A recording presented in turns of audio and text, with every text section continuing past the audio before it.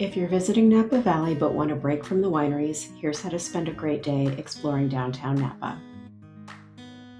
Parking is surprisingly easy. I like the free Pearl Street public lot, which puts you right in the middle of the historic downtown area. From there, everything is walkable, including unique shops, colorful streets, and restaurants.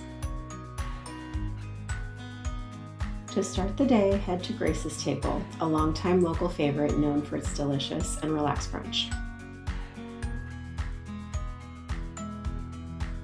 Next, head to the River Promenade. You can stroll along the Napa River or rent a bike and connect to the Napa Valley Vine Trail, a flattened paved path that goes all the way to Yountville. Even a short ride is a great way to experience the scenery. If you're interested in renting bikes, I've included a link in the description. If you're looking for a little relaxation, Greenhaus Day Spa is a local favorite.